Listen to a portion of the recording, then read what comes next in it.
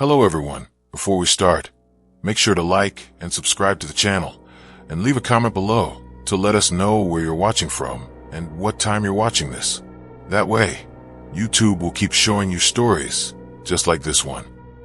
Now let's begin. I was running. My heart was pounding so hard I thought it would burst through my chest.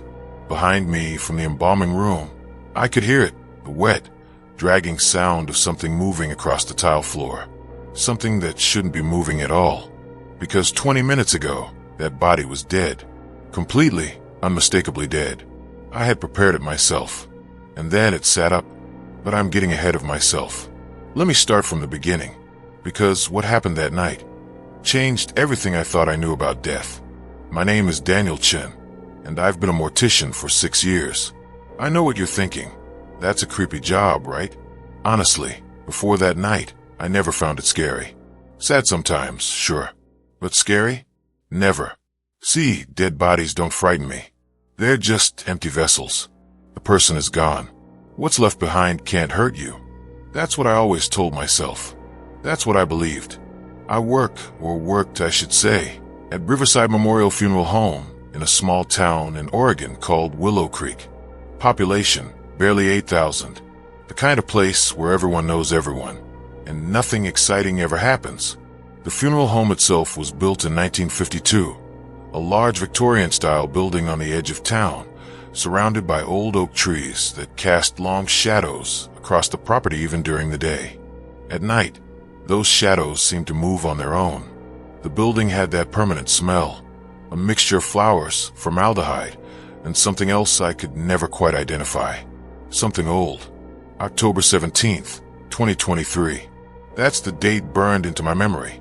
I was scheduled for a night shift, something I'd done dozens of times before. Night shifts were usually quiet, peaceful even. Just me, the silence, and my work. That evening, around 6 p.m., we received a call about a body that needed to be picked up from Willow Creek General Hospital. A man named Malcolm Hendricks, age 73. Natural causes, the report said. Heart failure. Nothing unusual. My colleague, Robert, helped me load Mr. Hendricks into the van. As we wheeled the gurney out, Robert made a joke. He always did that, trying to lighten the mood. "Another quiet night for you, Danny boy," he said, patting me on the shoulder. "Just you and the dearly departed." I remember laughing. The dead are better company than most living people I know. If only I'd known how wrong I was. By 7:30 p.m., I was alone. The funeral director, Mrs. Patterson, had left for the evening. The last viewing had ended at 6. The building was mine. I wheeled Mr. Hendricks down the long hallway toward the embalming room in the basement. The fluorescent lights flickered as I passed. They always did. The funeral home's electrical system was ancient, constantly needing repairs that Mrs. Patterson was too cheap to properly fix. The embalming room was in the basement, down a narrow staircase with walls painted an institutional green that had yellowed with age. The air grew colder as I descended, my breath visible in small clouds. I positioned Mr. Hendricks on the embalming table under the bright surgical lights. This was routine. I'd done this hundreds of times. I pulled back the sheet to examine the body. Malcolm Hendricks looked peaceful. That's the word everyone uses, isn't it? He was thin, with wispy gray hair and deeply wrinkled skin. His eyes were closed. His mouth was slightly open. Standard. I began the process. First, I checked his identification tag. Everything matched. Then I started setting out my instruments. Trocar, scalpel, arterial tubes, drainage tubes. The embalming machine hummed to life as I prepared the formaldehyde mixture. That's when I noticed something odd. His skin was unusually cold. I mean, yes, dead bodies are cold, but this was different. It was like touching ice. And there was something else. His fingertips, they had this faint bluish tint that seemed almost unnatural. Not the typical post-mortem discoloration. This was darker, deeper. I made a mental note, but continued working. I've seen all kinds of variations in bodies. Everyone's different. I made the incision in the right carotid artery and inserted the arterial tube. The embalming fluid began to flow. Everything was going normally. Then I stepped away to dispose of some materials in the waste bin across the room. That's when I heard it. A sound. Soft at first. Like breathing. I froze. My entire body went rigid. I slowly turned around, my eyes fixed on the embalming table. The sound stopped. I laughed nervously, shaking my head. "Get it together, Daniel," I muttered to myself. "It's just air escaping from the lungs. Happens all the time. Bodies make noises sometimes, gases escaping, muscles relaxing. It's natural, normal." I walked back to the table and continued my work, but something felt wrong. The air in the room had changed. It felt heavier, like the pressure had dropped. My ears popped. For the next 20 minutes, I worked in silence. Well, not complete silence. The embalming machine hummed. The fluorescent lights buzzed. And somewhere in the building, pipes creaked and groaned as old buildings do. But underneath all of that, I swear I could hear something else. Something rhythmic, almost like a heartbeat. I tried to ignore it, try to focus on my work, but it was getting louder, more distinct. I stopped what I was doing and placed my hand on Mr. Hendrick's chest. Nothing, no movement, no heartbeat. The body was dead. Of course it was dead, but that sound continued. I looked around the room, trying to find the source. Maybe it was the pipes. Maybe it was some weird echo from the machine. Maybe. Then I saw it. Mr. Hendrick's finger twitched. Just once. Just the index finger on his right hand. A tiny, almost imperceptible movement. My breath caught in my throat. I stumbled backward, knocking over a tray of instruments. They clattered to the floor with a deafening crash. "No," I whispered. "No, no, no. That's not possible." I stood there frozen, staring at his hand. It didn't move again. Everything was still. I forced myself to breathe. "Postmortem muscle spasms," I said aloud, my voice shaking. "It's just postmortem muscle spasms. It happens. You've seen this before." But I hadn't. Not like this. Not this pronounced. I slowly approached the table again, my heart hammering in my chest. I needed to finish the embalming. I needed to complete the procedure and get out of this room. I reached for his arm to adjust the arterial tube. His eyes opened. Not slowly. Not gradually. They just snapped open. Wide. Staring straight up at the ceiling. But they weren't normal. They were completely white. No iris. No pupil. Just white. Milky orbs that seemed to glow faintly in the harsh light. I screamed. I actually screamed. Something I'd never done in 6 years of working with the dead. I backed away so fast I tripped over my own feet and fell hard onto the concrete floor. Pain shot through my tailbone, but I barely noticed. I couldn't take my eyes off him.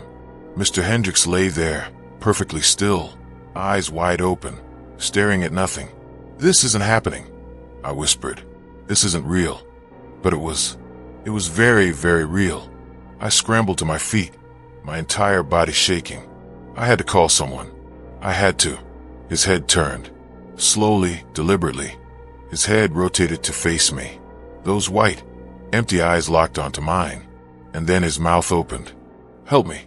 The voice was barely a whisper, dry and raspy, like wind through dead leaves. But I heard it, clear as day. I ran. I didn't think. I didn't analyze. Every instinct in my body screamed at me to get out. I sprinted toward the stairs, taking them 2 at a time, my footsteps echoing through the empty funeral home. Behind me, I heard something. The sound of something being dragged across the embalming room floor. Something heavy. Something that shouldn't be moving. I burst through the basement door into the main hallway, gasping for air. My hand was shaking so badly, I could barely grip the doorknob. I slammed the door behind me and locked it. For a moment, there was silence. Just my ragged breathing and the pounding of my heart in my ears. Then I heard it from behind the door. Footsteps. Coming up the stairs. "No," I breathed. "No, this isn't possible. You're dead." The footsteps continued. Slow. Methodical. Step, step, step. Then they stopped. Right on the other side of the door. I held my breath. Every muscle in my body was tensed, ready to run. Silence. Then, bang, bang, bang. 3 heavy impacts that shook the door in its frame. I screamed and stumbled backward. The door rattled. The lock held, but barely. And then I heard that voice again, louder now, coming from right behind the door. "Let me out." I turned and ran down the hallway toward the front entrance. My feet slipped on the polished floor. I crashed into a display table, sending flower arrangements scattering across the ground. Behind me, I heard the basement door splinter. The lock had broken. He was out. I glanced back as I ran, and I wished to God I hadn't. Malcolm Hendricks was standing in the hallway. But it wasn't Malcolm Hendricks anymore. His body moved wrong, joints bending at unnatural angles, his head tilted too far to one side. Those white eyes glowed in the dim light. And his mouth was open impossibly wide, like his jaw had unhinged. Dark, thick liquid dripped from his mouth onto the floor. He started walking toward me, that same slow, dragging gait. Each step made a wet, slapping sound against the floor. I reached the front door and grabbed the handle. Locked. Of course it was locked. We always locked it from the inside during night shifts. My hands fumbled with the deadbolt. My fingers wouldn't cooperate. I kept glancing back down the hallway. He was getting closer. 20 feet. 15 feet. The deadbolt finally turned. I yanked the door open and practically fell out into the cool October night. I ran to my car in the parking lot, my breath coming in ragged gasps. My hands shook as I fumbled for my keys. I looked back at the funeral home. Malcolm Hendricks stood in the doorway, backlit by the interior lights. He wasn't moving anymore, just standing there, watching me with those horrible white eyes. I finally got my car door open, jumped inside, and locked the doors. I jammed the key into the ignition, and the car wouldn't start. No, come on. I turned the key again, and again. I looked up. He was walking across the parking lot toward me, that same slow, inevitable pace. The engine finally roared to life. I threw the car in reverse and peeled out of the parking lot, gravel spraying everywhere. In my rearview mirror, I watched as Malcolm Hendricks stood in the middle of the empty lot, growing smaller as I drove away. I drove straight to the police station, barely coherent as I tried to explain what had happened. The officer on duty, a young guy named Deputy Morris, looked at me like I'd lost my mind. "Sir, slow down. You're saying a dead body came back to life?" "Yes, he attacked me. He's still there." To their credit, they took me seriously enough to send 2 officers to check it out. I waited at the station, wrapped in a blanket someone had given me, drinking terrible coffee from a styrofoam cup. An hour later, Deputy Morris came back. His face was pale. "Mr. Chun, we found Mr. Hendricks' body." I looked up. "Where?" "On the embalming table. Exactly where you left him." "What?" "He's dead, Mr. Chun. Stone cold dead. Has been for hours, according to the medical examiner. There's no way he could have moved. The embalming fluid was still flowing through the tubes. Everything was exactly as you left it." I stared at him. "That's impossible. I saw him. He chased me. He broke down the door." "The basement door is intact, sir. Completely intact. No damage at all." They kept me at the station for another hour, asking questions, trying to figure out if I was drunk or high, or having some kind of mental breakdown. But all my tests came back negative. Eventually, they let me go with a strong suggestion that I see a therapist. I didn't go back to Riverside Memorial. I couldn't. Mrs. Patterson called me, confused and concerned, but I told her I quit. I didn't give a reason.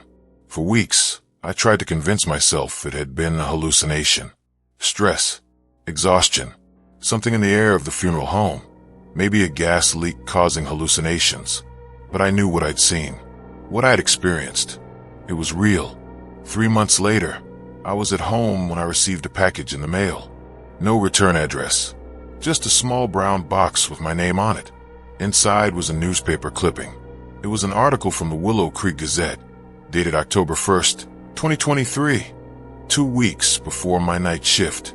The headline read, "Local man dies in suspected occult ritual." There was a photo. My blood ran cold. It was Malcolm Hendricks. I read the article with trembling hands.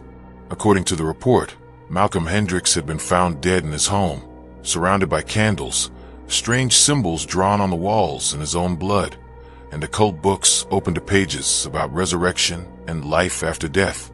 The police had ruled as suicide. He'd apparently ingested poison, but witnesses reported that in the weeks before his death, he'd become obsessed with the idea of consciousness surviving death, of finding a way back. At the bottom of the article, someone had handwritten a note in red ink. He succeeded, and now he knows the way back. I moved away from Willow Creek that month, changed my career. I work in IT now, nothing to do with death, nothing to do with bodies.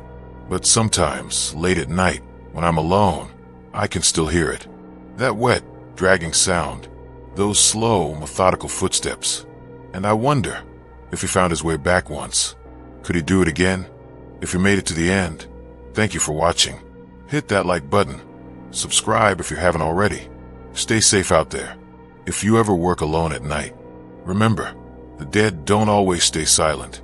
And tell me in the comments if you believe the dead can come back. Because after what I experienced, I'm not so sure anymore. Sleep well, if you can.